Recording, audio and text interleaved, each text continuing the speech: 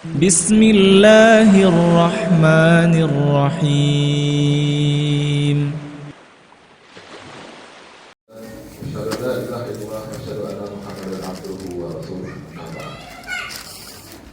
Puji syukur adalah sama-sama kita panjatkan kepada Allah Subhanahu wa taala yang telah memudahkan langkah kita untuk melangkahkan kaki ke masjid ini untuk melaksanakan sholat Isya berjamaah yang dilakukan dengan acara kajian malam pada hari ini, hari Ahad 29 Oktober 2023.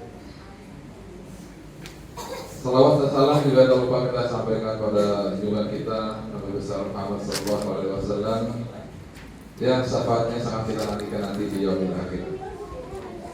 Para jamaah sekalian, hari ini 22 hari berlalu sejak tanggal 7 Oktober ketika Hamas melakukan serangan mendadak ke Israel.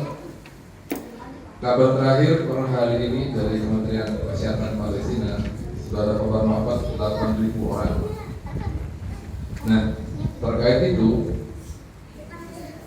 masih ada juga di kalangan kaum muslim kita yang masih beranggapan bahwa konflik yang terjadi di Palestina merupakan masalah lokal antara Hamas dengan tentara Israel. Alhamdulillah di malam hari ini telah hadir Ustaz Farid Lukman Hasan. Beliau adalah lulusan S1 Sastra Arab UI, lulusan S2 Universitas Islam Asyafi'iyah, pengurus PPH Riset Al-Islamiyah dan pembina Pesantren Al-Quran Subulun Najah yang akan menyampaikan kajian fikih ukhuwah dengan tema spesifik kenapa kita membela Palestina. Semula dengan kajian ini akan memberikan kita gambaran utuh bagaimana kita sebagai kaum muslimin bersikap terhadap saudara-saudara kita yang ditindas di Palestina. Mari Bapak Ibu sekalian kita simak pemaparan dari beliau dan tanpa membuang waktu lagi kepada Ustaz Farid Lukman Hasan kami persilakan. Tafadhol Ustaz. Assalamualaikum warahmatullahi wabarakatuh. Waalaikumsalam. Bismillahirrahmanirrahim.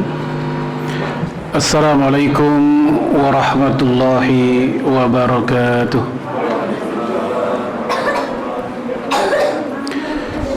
Innal hamdalillah alladzi amarna bis-siyam wal qiyam والذي أمرنا بالجهاد والرباط إلى يوم المعاد أشهد أن لا إله إلا الله وحده لا شريك له وأشهد أن محمدا عبده ورسوله لا نبي بعده اللهم صل وسلم على نبينا محمد وعلى آله وصحبه أجمعين. وقال عليه الصلاة والسلام المؤمن للمؤمن كالبنيان يشد بعضه بعضا وشبك بين أصابعه أما بعد. Bapak Ibu sekalian, a'azzanallahu iyyakum. Alhamdulillah kita bisa bermuajahah kembali setelah beberapa bulan kita tidak ketemu. Biiznillah pada malam hari ini kita bisa kembali bermuajahah mengkaji ayat-ayat Allah dan sunnah Rasulullah sallallahu alaihi wasallam. Nah, saya pilih tentang Palestina karena memang sedang aktual dan hendaknya seorang muslim memiliki hasasiyah, kepekaan atas apa yang terjadi di masanya, di lingkungannya, bahkan dalam konteks dunia Islam, di tubuh dunia Islam. Jamaah sekalian, a'azzanallahu iyyakum. Sebagai muqaddimah, ingin saya sampaikan satu hal dahulu, yaitu konsep Islam tentang persaudaraan, tentang ukhuwah. Kalau kita kaji di dalam Al-Quran, maka ukhuwah ada 3 model. Di slide-nya belum ada. Ini tambahan nih. Ya. Ukhuwah ada 3 model. Suka atau tidak suka dengan pengistilahannya, secara substansi memang dalam Al-Quran itu ada. Yang pertama yaitu ukhuwah insaniyah atau ukhuwah basyariyah, persaudaraan sesama manusia walaupun berbeda warna kulit, bangsa, suku dan agama. Kita diikat sebagai sama-sama Bani Adam, sama-sama anak cucunya Nabi Adam alaihi salam. Dari mana dalilnya? Dari mana dasarnya? Itu dari Al-Quran, surat Al-Hujurat. Ya ayuhan nas, wahai manusia. Ini yang dipanggil manusia, bukan ya ayyuhalladzina amanu atau ya ayyuhal muslimun, tapi manusia secara umum. Ya ayuhan nas, inna khalaqnakum min dzakari wa untha wa ja'alnakum syu'uban wa qabaila lita'arafu. Sesungguhnya kami menciptakan kalian dari laki-laki dan perempuan. Yang dari laki-laki dan perempuan itu kami jadikan kalian bersuku-suku, berbangsa-bangsa, kalau di kita bermarga dan seterusnya, lita'arufu, untuk saling ta'aruf, untuk saling berkenalan. Sebelum kita lanjut, kita dapat beberapa poin dari ayat ini. Yang pertama, gender di dalam Islam menurut ayat ini hanya diakui dua, zakarin wa untha, yaitu laki-laki dan perempuan, nggak ada yang lain. Dari duanya lah Allah ciptakan bersuku-suku dan berbangsa-bangsa. Bukan Allah ciptakan menjadi, mohon maaf, gay, lesbi, enggak. Itu bukan gender. Walaupun gerakan LGBT mencoba ingin menciptakan gender baru, bahkan mereka menginginkan agar gender itu bisa 6 atau 7. Laki, perempuan, transgender, lesbi, gay, bisex, 6 dah. Apalagi kalau kita ke Thailand, lebih banyak lagi nanti di Thailand. Namun dalam Al-Quran pakemnya 2, tidak ada yang lain. Pelajaran selanjutnya dari ayat tadi adalah Allah menciptakan kita beragam bukan untuk lita'arudu, bukan untuk saling vis-a-vis atau berbenturan, tapi lita'arufu, untuk saling ta'aruf, berkenalan. Dan berkenalan ini pun bukan sekedar kenal nama, kenal wajah, kenal tempat tinggal, tapi lebih jauh dari itu hingga sampai kita kenal budaya masing-masing manusia, budaya masing-masing kelompok. Dari mana dasarnya? Dari hadis Bukhari. Ketika Rasulullah Shallallahu Alaihi Wasallam diundang kondangan, saat itu Aisyah memiliki anak asuh seorang wanita yang melaksanakan pernikahan. Nikah dengan pemuda Ansor, ini wanita juga orang Ansor. Di mana Ansor? Di Madinah. Nah, Rasulullah alaihi salatu wasallam bukan orang Madinah. Rasulullah orang Muhajirin, Mekah. Ketika terjadi pesta pernikahan, Rasulullah melihat ini pernikahan rame tamu, tapi tidak ada hiburan.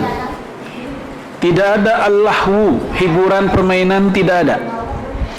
Maka Aisyah pun ditanya oleh Rasulullah sallallahu alaihi wasallam, "Wahai Aisyah, bukankah saudaramu ini, kawanmu ini adalah orang Ansor?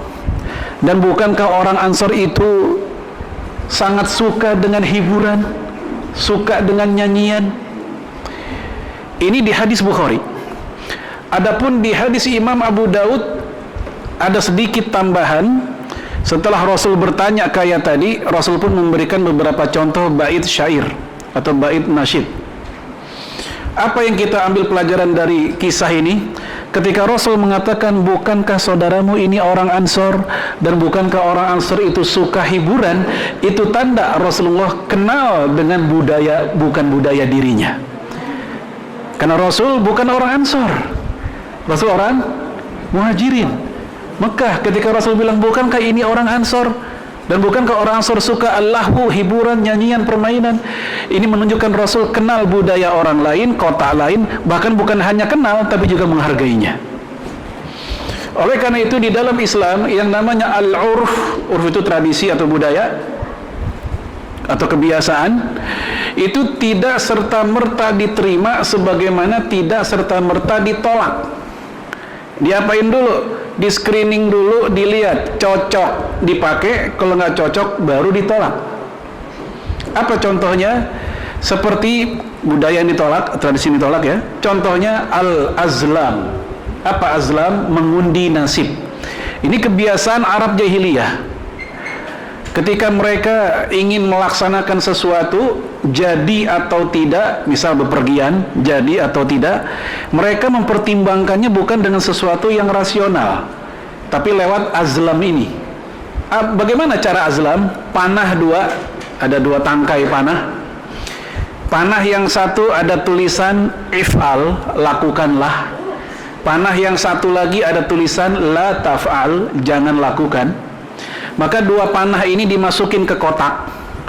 Ketika mereka pengen pergi jadi atau enggak, ketika mereka mau ngawinin anak jadi nikah atau enggak, itu cara keputusannya tinggal ambil aja itu panah. Mana yang keambil? Kalau yang keambil adalah la taf'al, jangan lakukan, berarti enggak jadi melakukan, enggak jadi pergi. Kalau yang keambil if'al, lakukan, maka jadilah. Ini kebiasaan Arab jahiliyah. Dan kebiasaan ini langsung Allah yang hapus dalam surat Al-Maidah ayat 90.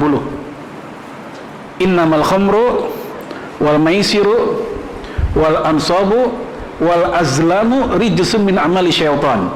Jadi Allah hapuskan dengan ayat ini. Azlam, mengundi nasib, itu merupakan perbuatan syaitan. Ini tradisi yang dihapus. Tapi ada juga tradisi di masa Arab jahiliyah yang oleh Rasulullah SAW tetap dipelihara dan dijaga. Apa misalnya? Kaum laki-laki di masa Arab jahiliyah, mereka terbiasa adu kuat gulet, terbiasa kuda, panah, dan hal ini ketika di masa Islam tidak dihapus. Justru oleh Rasulullah SAW juga distimulus, didorong supaya kita pun juga belajar kuda, belajar panah, dan juga bergulat. Ini yang saya maksud tadi. Tradisi di dalam Islam itu tidak serta-merta dihapus atau diterima, ditimbang-timbang dulu. Baik, lita'arufu. Nah, dari situlah yang namanya muncul istilah ukhuwah insaniyah itu. Implementasi ukhuwah insaniyah, contoh gampangnya gini aja. Misalnya ada seorang manusia, mohon maaf, secara warna kulit beda sama kita. Anggaplah dia negroid, rasnya negroid. Kalau kita apa nih? Kita Mongoloid atau Melanesia? Melayu, Melanesia ya. Ya, agamanya beda. Anggaplah dia non-muslim, dari mana begitu misalnya. Saat itu orang ini terancam nyawanya, sedang diterkam oleh hewan buas yang konon dipelihara oleh negara, dilindungi oleh negara. Seperti harimau putih misalnya. Dan itu kejadian di depan kita, peristiwanya. Apa yang kita lakukan? Menyelamatkan orangnya atau hewannya? Orangnya atau hewannya? Orangnya. Walaupun itu hewan dipelihara atau dilindungi oleh negara, ada undang-undangnya segala. Sementara ini manusia, dia bukan muslim, rasnya beda sama kita, tetap manusia lebih mahal harganya. Lebih utama untuk dijaga. Karena ada sisi persaudaraan sesama anak-anak Nabi Adam. Baik, ini jenis yang pertama. Yang kedua, lebih spesifik, yaitu ukhuwah watoniyah, persaudaraan sekampung halaman. Ini tidak diingkari dalam Islam. Oleh karena itu dalam hadis Sahih Bukhari, ketika Rasulullah pulang dari manapun bepergian, menjelang sampai kota Madinah, dulu Madinah itu bukit-bukitnya masih ketara, beda sama sekarang. Sekarang kalingan banyak hotel. Ya. Itu menjelang sampai bukitnya Madinah, disebutkan dalam hadis Bukhari, ya harrakaha min hubbiha. Rasulullah akan mempercepat gerakan kudanya atau kendaraannya karena saking cintanya dia dengan kota Madinah. Lalu Imam Ibnu Hajar Al-Asqalani memberikan keterangan tentang hadis ini. Kata beliau, wa fi hadzal hadis dalalatun fi fadlil Madinah. Di hadis ini menjadi dalil adanya keutamaan atau tentang keutamaan kota Madinah. Jadi Rasul menjelang nyampe kota Madinah mempercepat kudanya karena cintanya dia. Itu tanda keutamaan kota Madinah. Bahkan Umar bin Khattab pernah berdoa secara khusus tentang Madinah. Kata Umar, Allahumma ja'al mauti fi baladi rasulik. Ya Allah, jadikanlah kematianku di negeri Rasulmu. Maksudnya bukan Mekah, tapi Madinah. Yang disebut dengan negeri Rasulullah atau Madinatun Nabi, kotanya Nabi, bukannya Mekah, tapi Madinah. Maka jangan kaget kalau sebagian ulama ada yang mengatakan Madinah lebih afdol dibanding Mekah. Walaupun umumnya mengatakan Mekah lebih utama dibanding Madinah. Baik, lalu kemudian kata Ibnu Hajar di kalimat selanjutnya bahwa kisah tadi itu menunjukkan masyru'iyatu hubbil watan wa hanin ilaih. Ini merupakan dalil cinta kampung halaman, waton, tanah air, itu masyru'. Apa masyru'? Disyariatkan. Wal hanin ilaih, dan rindu kepada kampung halaman itu juga sesuatu yang disyariatkan. Maka jangan salahkan ketika lebaran orang Jawa pulang kampung. Jangan salahkan ketika lebaran orang Minang pulang kampung. Karena cinta kampung halaman itu sesuatu yang inherent Allah install dalam diri seluruh manusia. Mau muslim, mau bukan, pasti punya perasaan itu. Apalagi jika di kampung masih ada orang tua. Magnetnya masih ada. Pasti pada ke sono. Dunia kalau orang tua udah nggak ada, semua permukaan bumi sama udah. Kalau orang tua udah nggak ada. Yang paling membuat besar kita pengen pulang kampung masih orang tua di sono. Gitu biasanya. Nah, oleh karenanya Rasulullah Shallallahu Alaihi Wasallam dalam riwayat Imam Ibnu Asakir menjelang Fathu Mekah, Bapak Ibu, tadi kita udah bilang Rasul aslinya orang Mekah. Kalau Rasul Fathu Mekah sama nggak kayak orang pulang kampung? Kayak pulang kampung kan? Karena Rasul kembali ke kota tempat kelahirannya. Fathu Mekah, pembebasan kota Mekah. Menjelang sampai Mekah, dua sahabatnya Bilal dan Usail itu berpuisi keindahan kota Mekah di hadapan Rasul. Rasul dengerin. Tektokan dah tuh puisi. Kalau di kita mah kayak orang berbalas pantun begitu. Ya, tapi nggak ada cakep, kagak ada dulu mah begitu. Ya. Saat itu Usail dan Bilal menceritakan atau berpuisi tentang keindahan kota Mekah, tentang pasarnya, tentang orangnya, tentang Ka'bahnya, tentang pengairannya. Rasul dengerin. Apa yang terjadi? Menitikan air mata. Rasulullah ingat dengan kota Mekah, tempat dia dilahirkan, tempat awal dia dakwah, tempat dia diusir, segala macam. Akhirnya beliau pun berkata kepada Usail, "Ya Usail, da'al qulubat taqar." Wahai Usail, biarkan hati ini tetap betah di Madinah. Jangan sampai gara-gara dipuisiin Mekah mulu, Rasul jadi pengen bener-bener pulang ke Mekah dan gak balik-balik ke Madinah. Padahal Rasul udah terlanjur jatuh cinta kepada Madinah. Maka dia bilang, ya Usail, jangan sampai hati ini jadi gak betah ke Madinah. Dia pengen tetap di Madinah. Makanya Nabi setelah Fathu Mekah, itu kan gak terlalu lama. Fathu Mekah, kemudian di bulan Syawalnya terjadi perang Hunain. Nggak lama setelah itu Rasul balik ke Madinah dan wafat di Madinah. Ya, ini Rasul sendiri cinta dengan kampung halamannya. Maka jangan kaget di belakang nama para sahabat Nabi itu dicantelin nama daerah atau marga atau suku. Dan itu terjadi di hadapan Rasul. Rasul tidak marah. Salman al-Farisi, Salman orang Persia. Rasul marah? Tidak. Emang itu tempat kampung halaman atau negerinya. Abu Musa al-Ash'ari, Ash'ari Yaman Selatan, termasuk kabilah yang tenar di masa itu. Abu Ayyub al-Ansori, orang Ansor Madinah. Rasul tidak marah. Dibolehkan. Kenapa?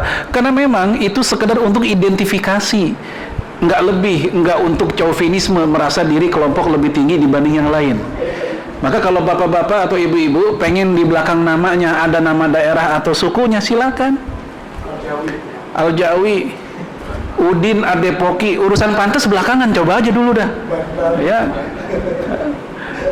Nah itu, makanya ukhuwah watoniyah itu nggak terlarang selama sekedar seperti itu. Bahkan dalam Al-Quran sendiri, Allah menceritakan Nabi Hud, Nabi Soleh dengan kaumnya Ad dan Samud. Allah menyebut mereka sebagai saudara. Ya, wa ila samuda akhahum salihah. Kepada kaum Samud Allah utus Nabi Soleh, akhahum artinya saudara mereka. Silakan Bapak Ibu renungkan kalimat itu. Nabi Soleh, kaum Tsamud durhaka kepada Nabi Soleh.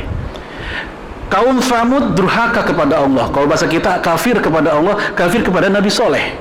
Tetapi Allah tetap manggil mereka dengan panggilan akhohum, saudara. Berarti saudara apa di situ? Bukan saudara seakidah, saudara sekampung halaman, senegrinya aja. Makanya kalau ada bola U22 PSSI lawan, anggaplah Arab Saudi deh, ya, entah Piala Asia atau apa. Arab Saudi pemainnya Islam semua 100%. Sementara Indonesia ada yang non Muslim barang 2 atau 3 pemain misalnya.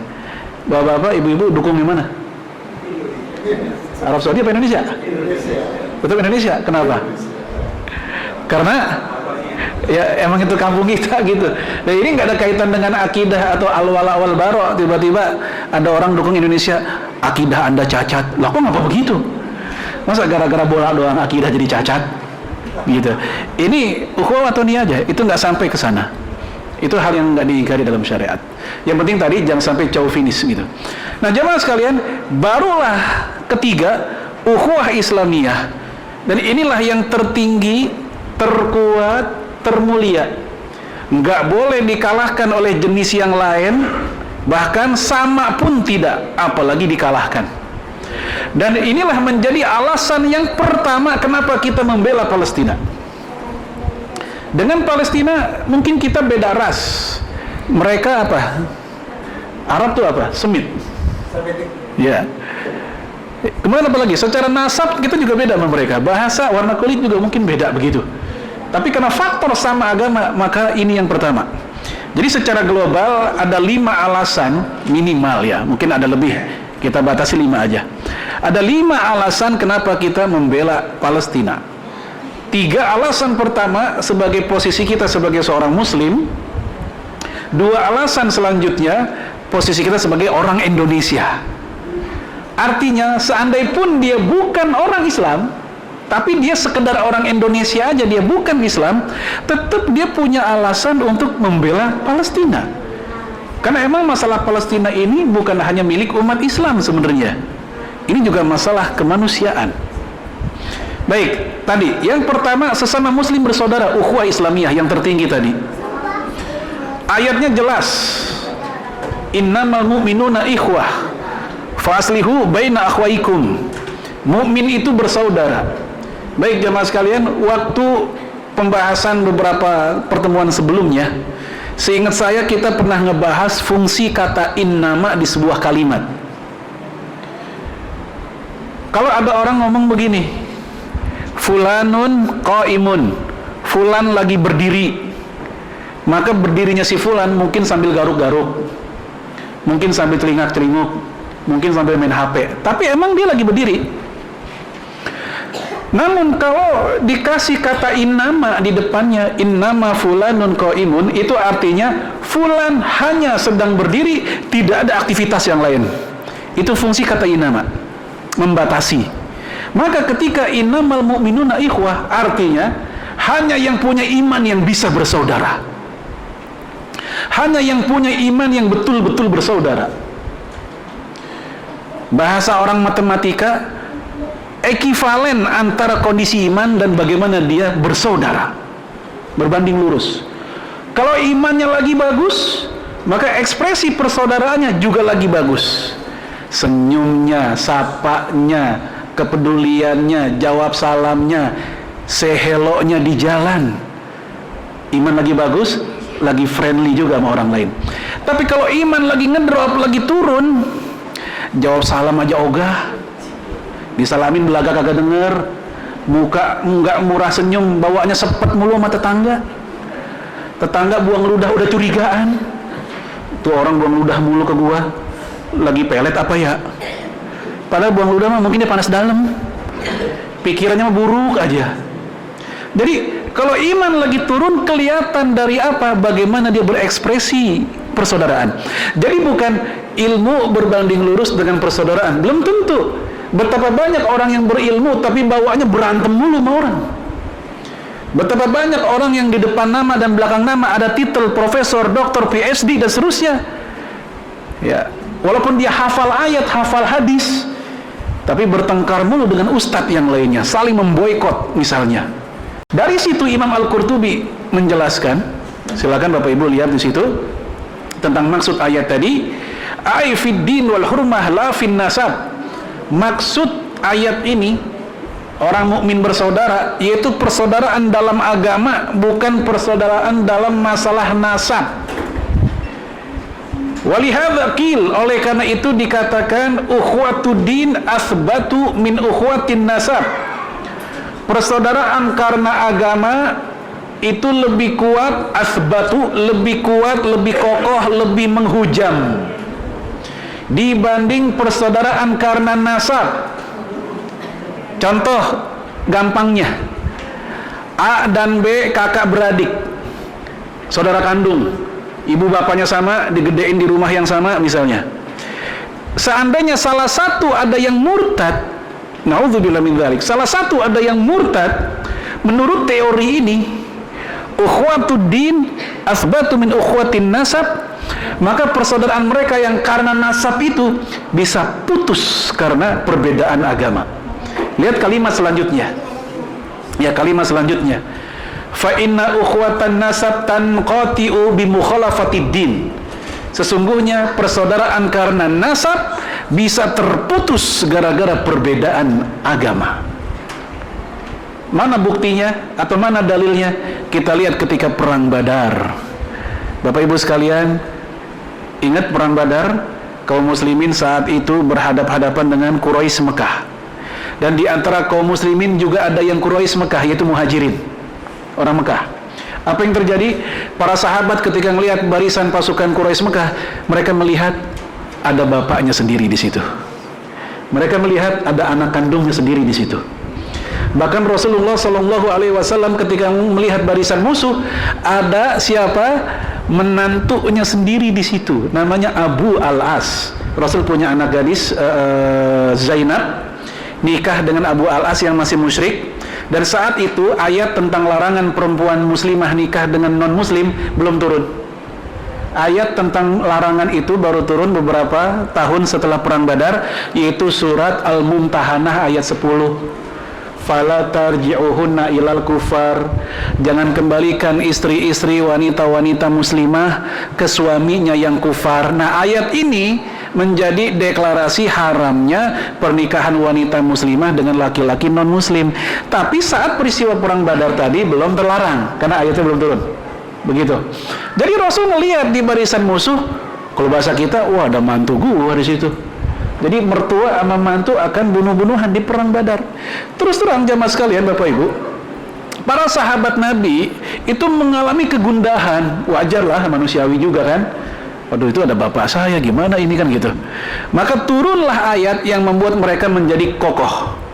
Surat At-Taubah ayat 24 yang berbunyi, Kul, katakanlah, in kana aba'ukum wa abna'ukum wa azwajukum wa ashiratukum wa amwalun iktaraftumuha wa tijaratun takhsawna kasadaha wa masakinu tardawnaha ahabba ilaikum minallah wa rasulih wa jihadin fisabilih fattarabbasu hatta yatiyallahu bi'amrih wallahu la yahdil qawmal fasiqin. Apa artinya?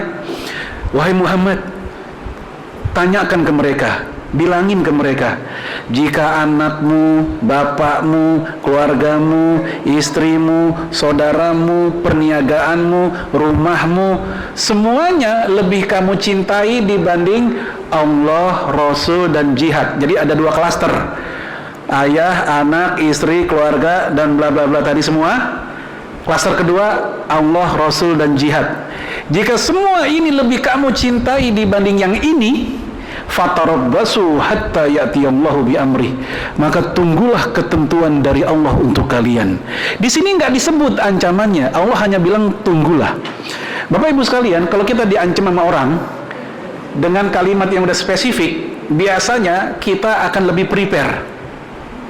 Tar lu gua sambit, mau disambit berarti kita udah pasang kuda-kuda, mau disambit kayak apa nih yang pantas supaya nggak kena. Ntar lu gua apa misalnya mau pukul, kita akan ngambil kuda-kuda juga, kira-kira apa nih yang kita lakukan. Tapi kalau orang ngancem, ntar lu liatin, bingung kita mau diapain nih. Fatarabbasu, tunggulah sampai Allah putuskan. Ya, wallahu la yahdil qaumal fasikin. Nah, ketika turun ayat tersebut, para sahabat yang tadinya bingung, gundah menjadi tegar lagi. Ini merupakan ya konsekuensi dari kalimat dari teori fa inna ukhwatan nasab tanqati'u bi mukhalafatid din. Perbedaan nasab persaudaraan nasab terputus karena faktor beda agama. Dan yang terakhir, ukhwatud din la tanqati bi mukhalafatin nasab. Persaudaraan karena agama kayak kita nih tidaklah terputus walaupun kita berbeda nasab. Betul beda nasab kita? Betul kan? Beda ayah, beda ibu, beda kakek, beda nenek, dan seterusnya. Tapi kita nggak terputus ketika kita adalah Muslim. Maka jamaah sekalian, karena itulah, walaupun jauh di sana, Palestina, walaupun di Amerika, Muslim di Amerika, atau di Maroko, atau di Maroke, atau di Rawabangke juga ada Muslim. Selama judulnya dia masih Muslim, maka selama itu pula mereka tetap berhak mendapatkan hak-hak sebagai Muslim dari kita. Misal Bapak Ibu lagi nge-zoom, lagi kajian online, pesertanya internasional, ada yang Indonesia, ada yang di benua mana, bahkan mungkin ada yang tinggalnya di Tel Aviv tapi dia Muslim. Ceritanya ada di antara mereka ada yang bersin, ya di Zoom bersin, kedengeran di sini, dan dia pun ngucapin alhamdulillah. Kita di Depok ngucapin yarhamukallah nggak? Ngucapin juga walaupun tempatnya ribuan kilometer. Kenapa? Karena terikat oleh hakul muslim alal muslim sittun. Hak muslim atas muslim lainnya ada 6. Salah satu dari 6 itu adalah idza atasa fahamidallah fasyamithu. Jika saudaramu atos itu artinya bersin, bukan atos bahasa Jawa. Ya. Idza atasa ya fahamidallah. Kalau saudaramu bersin dan dia ngucapin hamidallah, bertahmid, alhamdulillah, fasyamithu, maka tasmitlah untuk dia. Tasmit yarhamukallah. Baik jamaah sekalian, ini dari Quran, kita belum ngambil dari hadis. Kemudian dari hadis, silakan dilihat di halaman selanjutnya. Ini juga ada banyak ya. Kita ambil hadis yang ketiga aja.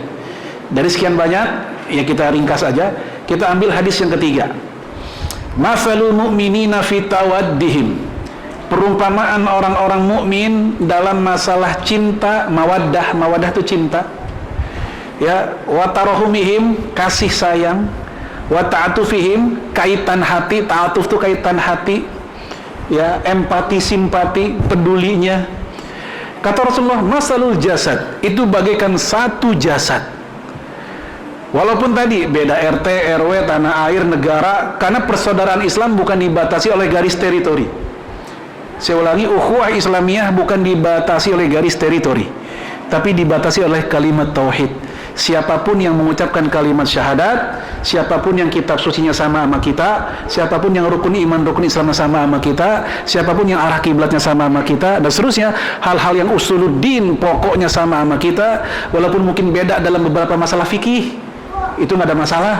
Maka orang tersebut adalah kita adalah mereka. Seperti ini, jasad yang satu. Sehingga kata Rasulullah, idza ishtaka minhu udwun, jika istaka itu ngeluh, ada keluhan salah satu anggota badan, ngebet, sakit, meriang, nyeri, maka kata Rasulullah, ya tada'atu memanggil lahu sairul jasad, maka bagian tubuh yang lain memanggil. Maksudnya apa memanggil? Ikut sakit, ikut ngebet. Yang bolong gigi, yang puyeng pala. Ya. Bahkan yang bolong gigi anak, yang puyeng bapaknya, nggak ada duitnya, kan puyeng juga bapaknya. Ya. Apalagi ya yang bisul di pantat kita, yang meriang kemana-mana, tidur susah, ini susah. Maka jamaah sekalian, ini penjelasan ini bagi saya ini kecerdasan Rasulullah SAW. Untuk menjelaskan sesuatu, Rasulullah nggak pakai kalimat panjang, cukup dengan bikin perumpamaan aja bahwa kalian itu bagaikan satu tubuh. Udah gitu. Kalau ini sakit, ini ngerasa. Ya, kita jalan kesandung jempol kaki kita. Nggak usah pakai disuruh, pasti mulut akan otomatis mengucapkan reaksi, entah istighfar, entah kaget, ada yang aduh, macam-macam. Pokoknya otomatis, nggak usah pakai disuruh. Tangan kiri gatel, pasti otomatis kanan akan garuk. Kan nggak pakai ditunggu. Garukin dong. Enggak kan? Otomatis. Maka tubuh umat Islam juga demikian. Ini bukan hanya ngomongin Palestina sebenarnya. Umat Islam manapun. Maka mohon maaf ketika ada yang bilang begini, ngapain sih mikirin Palestina? Kan di Indonesia juga lagi banyak urusan. Kompleks banget urusan kita. Apalagi setelah keputusan MK kemarin, tambahan kompleks lagi urusan. Misalnya. Ya. Baik Bapak Ibu sekalian, azanullah yakum, saya yakin banget orang-orang yang perhatian sama Palestina pasti mereka perhatian juga tentang negaranya. Jangan ajarkan kepedulian kepada mereka karena mereka sudah sangat peduli dengan negaranya. Siapa sih yang paling duluan bantuin tsunami di Aceh? Umat Islam yang paling dulu, paling cepat. Siapa sih yang paling duluan bergerak ketika terjadi ada gempa atau tsunami di Palu? Masih ingat 2018? Umat Islam juga yang paling cepat bergerak.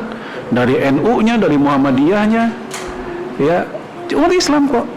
Maka ketika ada orang yang ngomong ke umat Islam, ngapain bikin ke sana? Lah, ini memperluas amal soleh aja. Sebagaimana kita peduli dengan yang ini, yang anak pun juga peduli, sama. Ya, baik.